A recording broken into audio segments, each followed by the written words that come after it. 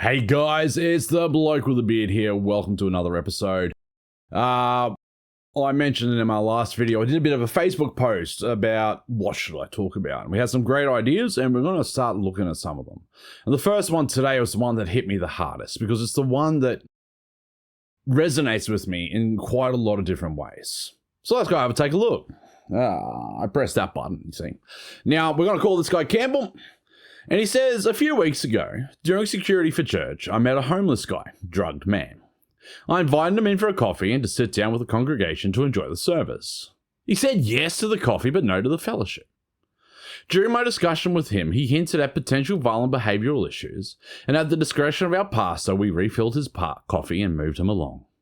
We're not a warming house, but a church.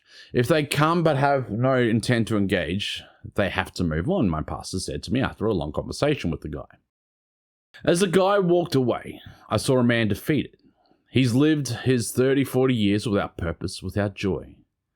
With neither, you'll have difficult finding accomplishment and just waste away. A couple of topics present themselves here. The church are all welcome, but who should stay? Now, I'm going to cover this one on our Spotify podcast next week. At the end of this week, actually. But the rest of the points, what does life look like when it's not clear? How can you compare and contrast the concept of purpose between the secular and Christian worldviews? What's joy and how do you find it? I'm not sure how to extrapolate those 2 points, but you'll realize there's more content than you need for a good video. He is absolutely correct. There is so much content here that I try and keep these videos to roughly half an hour. And the amount of content we're going to cover in the next half hour is really quite a lot. And if you think I need to go into any of the topics I cover in more depth, let me know. And I'll do a video on that particular topic. Because cramming this type of thing into such a short time frame is really difficult. Now, I walk the line sometimes between my Christian faith and not Christian world.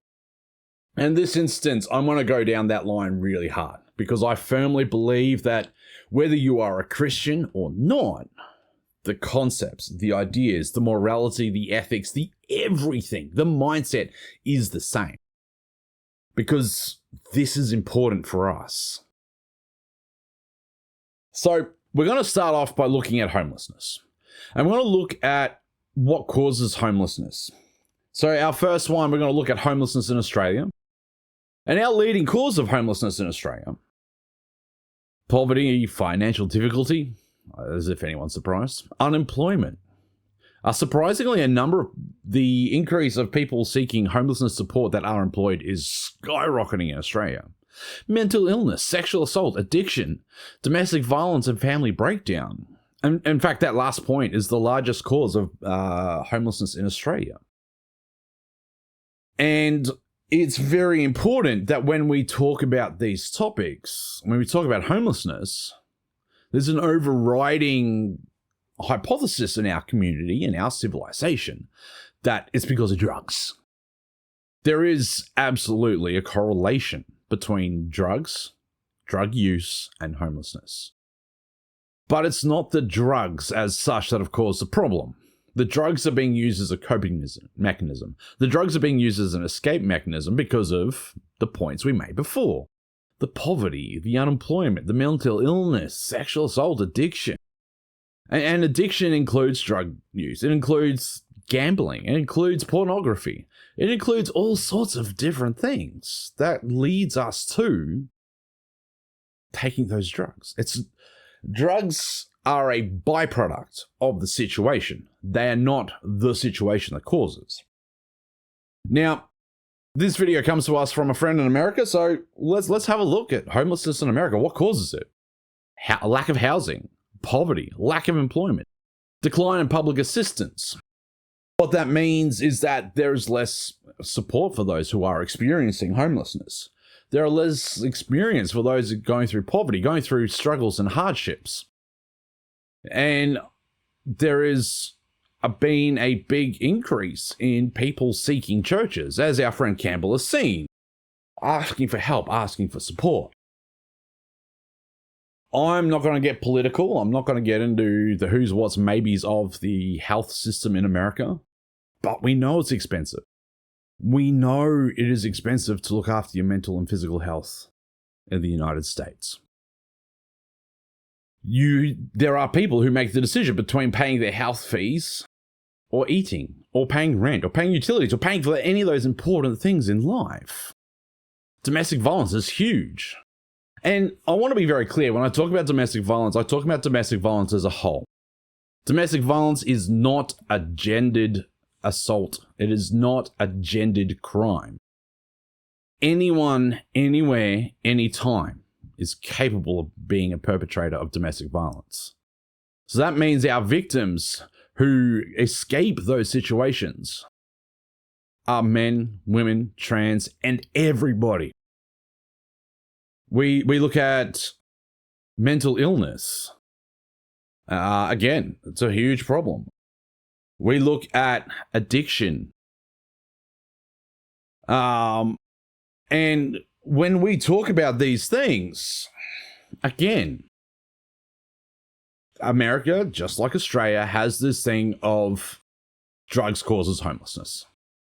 For most of the instances, drugs is a byproduct. And in America, we have an additional complication. We have those in America who serve their country proudly in the military. They return home. They leave the official military life. And they find themselves homeless. Now, we have that problem in Australia too, but our social security structure is better. It's not perfect, but it's better. But that means for a lot of instances in the United States that you have the added complication of the experiences of a mental health, of a military veteran. Traditionally, we know they have much poorer physical health. They have a lot of injuries. We know they have significant mental health concerns. And when we talk about this, and we talk about complex post-traumatic stress disorder, we're talking about guys who have seen and experienced horrible, evil things in the name of peace. We're not doing the pop psychology, oh, someone said something mean to me and now I have PTSD about it. We're not talking about that pop psychology garbage. This is actual proper. They have lived through true trauma. So, now we know what causes it. What is it? So, there's no real singular description of homelessness. Suicide is what I'll talk about later. So, according to Australian Bureau of Statistics, for our friends listening overseas, they are our collection of all things data. They describe and define homelessness as when a person does not have a suitable accommodation alternatives. They are considered homeless if their current living arrangement is a dwelling that is inadequate or has no tenure, or if their initial tenure is short and not extendable, or does not allow them to have control of and access to space for social relations. There's lots of phrases there, lots of words. We're going to go down into it. So the traditional view of homelessness is the guy sleeping out on the street, the guy sleeping behind a garbage can. That is definitely an aspect of homelessness. But one of the most common forms of homelessness is what we call couch surfing. And they're your mates who are just going from friends to friend to friend's place just to have a roof over their head.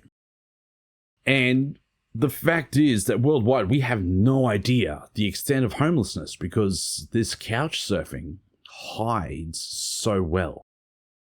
I live in a little country town called Roma. And I know from the work I do, from the clients I interact with, probably close to 50 people who are couch surfing. That's 50 people in a relatively small town.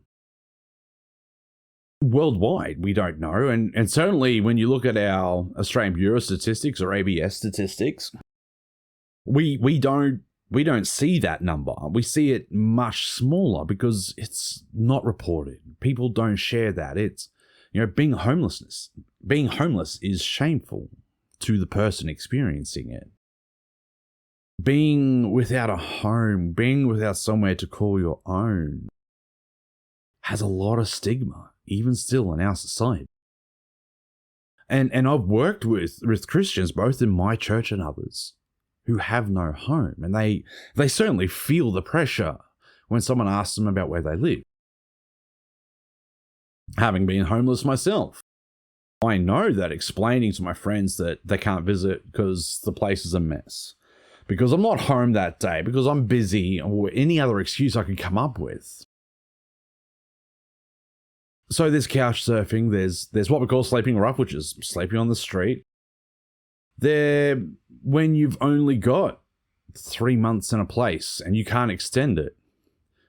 When you can't have friends, where you can't have family involved in your life. That's considered homelessness. Now, for the sake of this video, we'll be mostly touching on couch surfing, we'll be mostly touching on sleeping rough. But I want you to keep in mind these other forms of homelessness. These other forms of homelessness are really important to remember. And when we look at the problem as a whole, I'm looking down at pieces of paper from Homelessness Australia and their 2025 fact sheet. Homelessness is increasing very significantly. Almost 30% of our First Nations people, so the Aboriginals and Torres Strait Islanders aged over 15, have experienced homelessness in their lifetime. Now, we also talk about children and young people. Almost 37% of people experiencing homelessness are aged between 0 and 24. They are the second largest represented demographic in homelessness across the world. The number one demographic of homelessness is men. Men are significantly more likely to be homeless than any woman. We also talk about LGBT groups. I did have the paper there. I had it there. I did.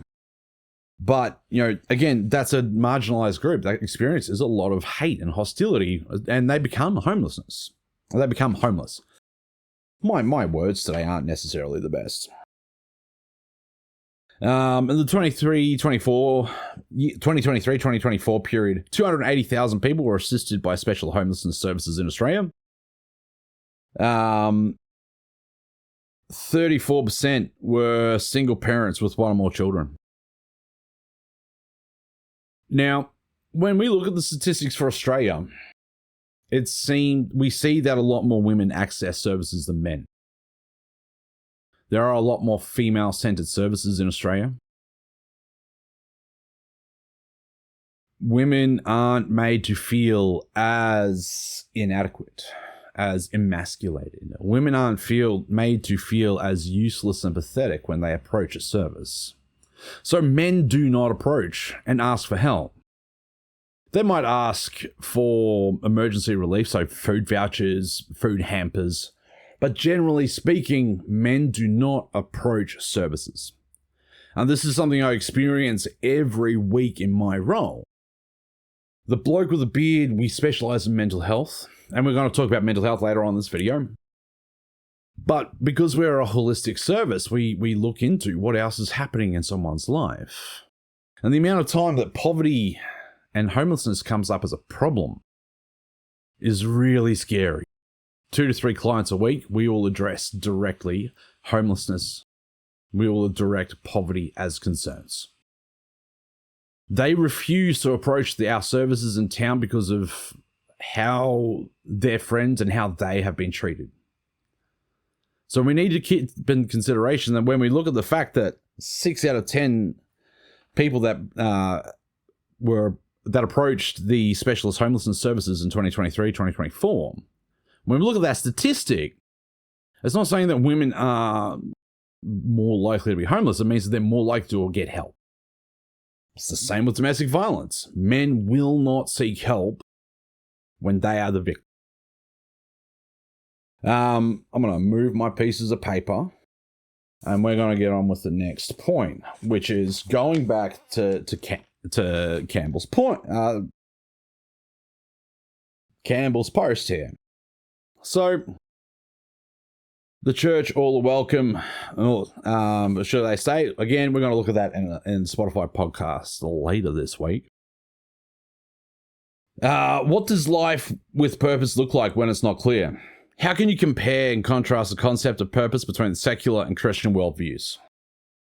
The reality is that with one, major exception for a Christian point of view, the concept of purpose is the same. What's joy and how do you find it? So we're going to look at what is joy as our next point, because I think understanding joy is important. Joy is a motivator for humans.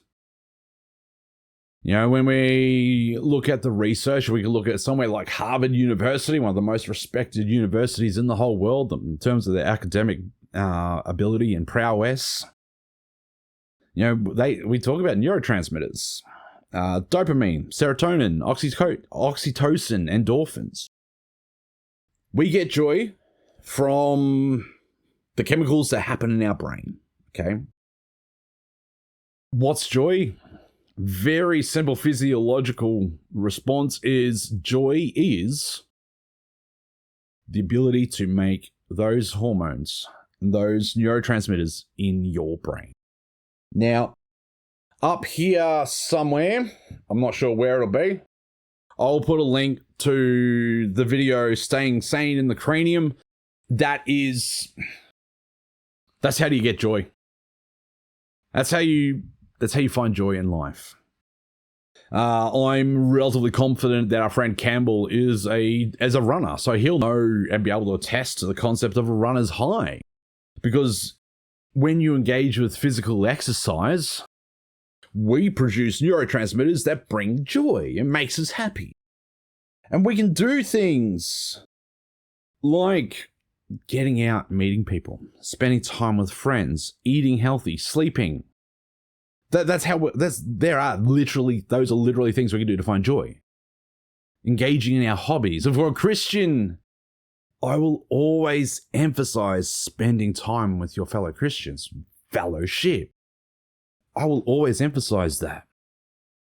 And wanting to spend time with people is not something you want to do when you're down and out. When everything else is falling around you, you don't want to spend time with people. I respect that and understand that in my core.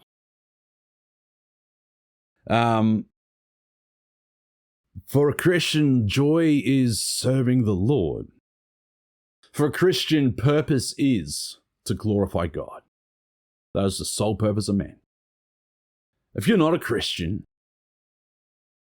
it's up to you to find your purpose. It's up to you to find where you want to be and how you want to get there. For a Christian, serving God means that those questions are answered. God will provide. But in the instance of our friend Campbell here, he's talking about a guy who's lived his 30, 40 years without purpose, without joy. And Campbell is right. With neither, you'll have a difficult time finding accomplishment, and you will waste away.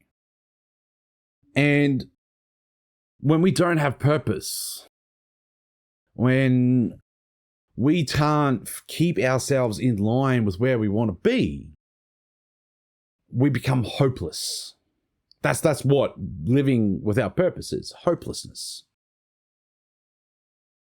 And being hopeless is challenging. Being hopeless is one of the hardest things that we can do. As a Christian, I look to something like the book of Habakkuk in the Old Testament. And there's a scripture there that is very important, especially for me. It says, though the fig tree should not blossom, nor fruit be on the vines, the produce of the olive fail, and the fields yield no food, and the flock be cut off from the fold, and there be no herd in the stalls, yet will I rejoice in the Lord. I cannot stress the importance of that, because we are separating the situation from ourselves. We are not the problem. The situation is the problem. As a Christian, we look to God, and we can see how that differentiates us from the problem. What it means is that hopelessness can be rectified, because when we learn to see the world and how we react to the world as two different things, we find we can restore purpose and restore joy. So, what are things that we can do to reduce the hopelessness in our lives? Get mental health help. Go talk to someone. That might be me. That might be one of the bloke with the beard crew. That might be a psychologist, a psychiatrist. It might be a GP. But talking to someone who understands mental health is going to take you a long way. It gives you that opportunity to talk through what's happening.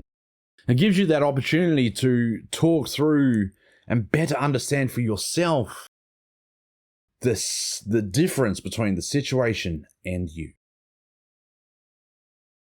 We can set small goals. You know, when I work with those who are homeless, they've got no hope in life. Everything is falling apart around them. We're not setting goals like find somewhere to live. We're not setting goals like where to live, get a job, get a car. We're setting our small goals will be get something to eat. Our small goals will be shelter over our head. And when we set those small goals, we embrace those victories. Because finding something to eat when you have nothing is huge. Celebrate the fact that you got something to eat. Celebrate the fact that you got somewhere over your head. Celebrate the fact that someone was kind enough to give you coffee. For that situation, I've worked with people who went to a church and all they got was a coffee, and whilst they did feel shut away and pushed away, they really appreciated the aircon, the heater. They appreciated the coffee, the cold drink, whatever it was they got. You know, when everything is falling apart around us, sometimes we've got to change our lifestyle. Drinking a coffee every day is not going to be good for you. Well, it's probably not good for you anyway, but when you've got nothing else around you, coffee is not going to be conducive. You know, that money could go towards food. If you've been given a jar of coffee, and go for it. But make the changes in your lifestyle. For me, recently, I had to cut down on what I was doing in my life. I was so run ragged and so hopeless with my world and it was because I was so busy doing everything but looking after myself. I've put on their CBT, cognitive behavior therapy. Generally speaking, I'm not a fan. I don't use it too often. But the CBT concept of reframing how we see the world is my go-to when I'm talking about hopelessness.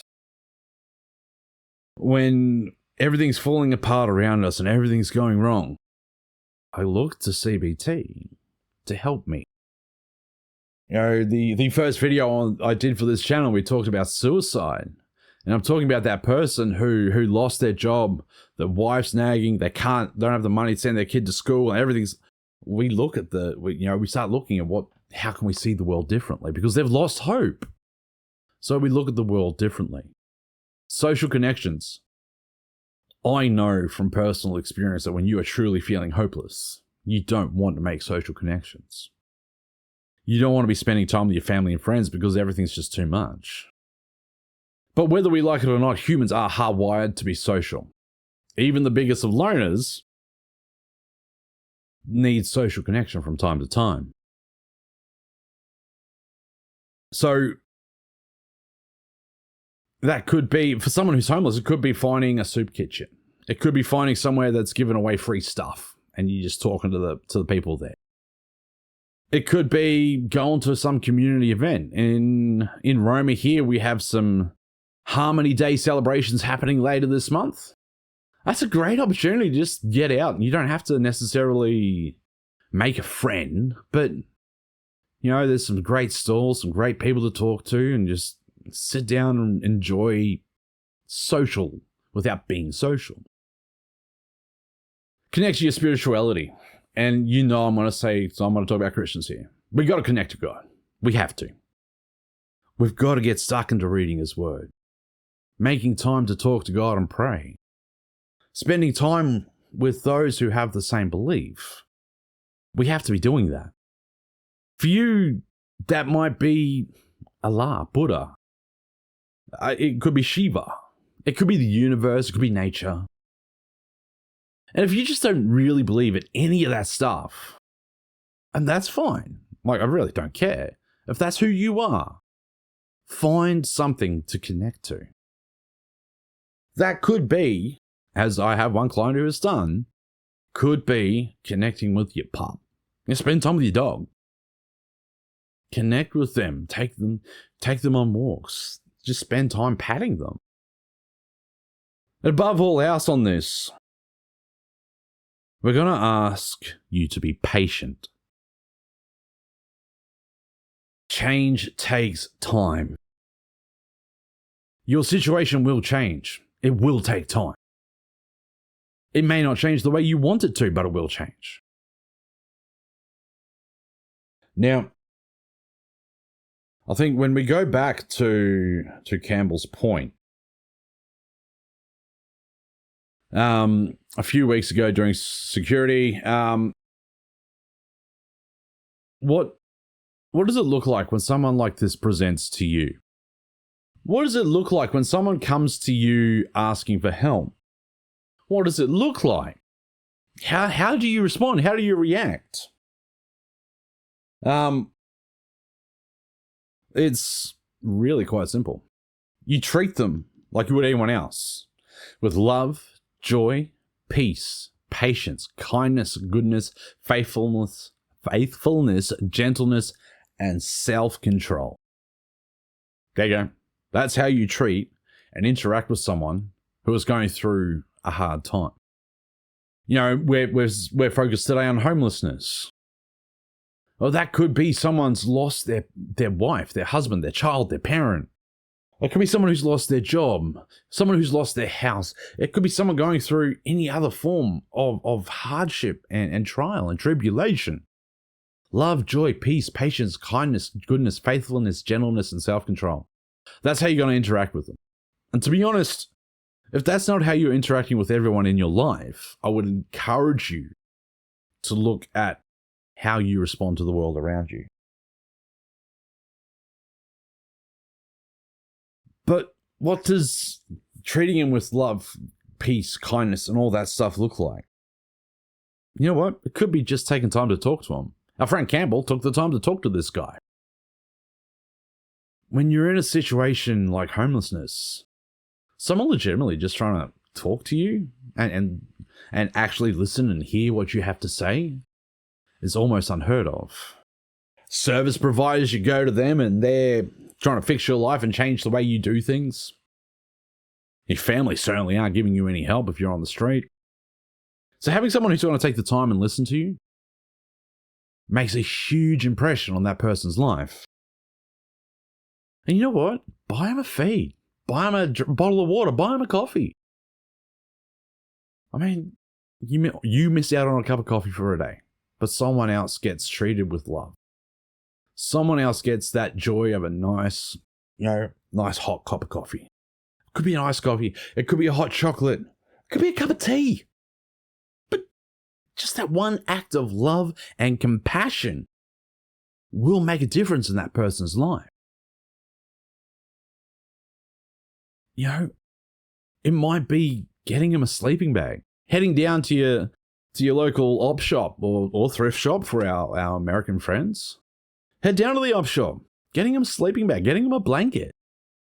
If there's head down to Kmart and get a dirt cheap 2-man tent for them. protection from the elements. It does an amazing thing on your sense of self. It does amazing things to help remove hopelessness when you don't have to worry about the rain or the sun. Learn what's available in your area. Learn it. In Roma, a small country town, and small country towns, wherever you are, very famous for not having services. Your local government, have a chat with them. What do they know of? What can they offer and provide? In Roma, our local government is the Maranoa Regional Council, and the community development officer there is very passionate about helping people. She is incredible, and she has so many connections. Find out who that is in your local government area. Talk to them about what is available. Learn what the homelessness support lines are. Give them a call. What are the websites? So when you come into this situation where someone's come into your organization, whether that's church or a secular business, when that person comes in, you can help them. You go, hey, we'll give these guys a call. We'll go to this website. We'll go for a drive down to this service provider. In Australia, we have a service called Ask Izzy, ASKIZZY. Google it; it comes up very quickly. Jump on there, see what's around, see what's available, and jump on it. Jump on sites like Ask Izzy when that person is there with you, because hopelessness doesn't have to last forever. You can help someone cut back their hopelessness. You can help inspire someone to find hope. I think it's really important to remember that you can inspire people. And yeah, I'm going to go back to the whole Christian thing, but again, this works whether you're Christian or not. Jesus said that when we don't support those who are less off than us, we don't support him. When you don't do it to them, you've done it to me, he said. What is it that you are going to do as a Christian will affect what you are going to do to serve your God. And for those who don't believe in religion, do unto others as you'd have done unto you. That's as simple as it is. If you were down and out, if you have lost everything, would you want someone to just walk past? Would you want someone to look down on you and judge you because of what they see without seeing past the exterior? Whoops, sorry. Help someone connect to who they are. Help someone connect with hope. Help someone connect with a new purpose. And that purpose could be surviving the night. But the hardest thing in my job, in what I do, is doing a suicide intervention for someone who's homeless. They have no food. They have no money. They've lost their family, their children, their wife, their husband. They literally have nothing. And part of a suicide intervention is connecting them to hope. It's insanely hard. And sometimes my response is, yeah, this is hopeless. We sit there and acknowledge the fact. But we don't stay there. We look towards what would life be if it was to be worth living. What would it look like? Because once we know what we want it to look like, we can make plans. And those plans will start with small steps. Small step by small step by small step. concept, line upon line, little by little, we get there. If you are in a state of hopelessness, if you are feeling that everything has gone wrong and everything is falling down around you, please reach out. Please talk to someone. Heck, this is what we're here for. Bloke with a Beard exists so that you have someone to talk to. We don't talk like other mental health professionals. We don't act like them. We don't dress like them. We don't have facial hair like them either. Talk to us. Talk to your doctor.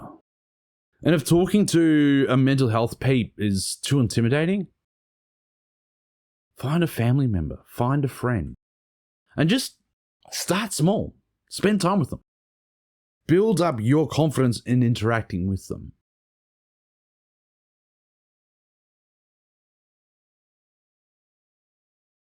So when we look at this, how does life without purpose look like when that's not clear? It looks like hopelessness. It looks like hell. When we compare the contrast of purpose with Christian and secular worldviews, as a Christian, we serve God. Outside of that, we find purpose within ourselves. We find purpose in things we want to see change and happen in the world around us. What's joy? Joy as a Christian is serving God, above and beyond all else. What is joy outside of that? Joy are chemicals in our brain that we can manipulate to give us a greater feeling of hope and joy. We've covered certainly other points and content. And like I said, when we talk about an organization who are all are welcome, but who should stay, that will come later this week on our podcast. But if you've got any other ideas that you'd love to see spoken about, drop them in the comments. Drop us a line on social media. If there's something in this video you would like to see explored at greater depth, because we've covered an insane amount of things in almost 40 minutes, which is a bit longer than I planned. But let us know, and we'll make a video or a podcast going into that. We'll see you next time. Stay safe. See you around.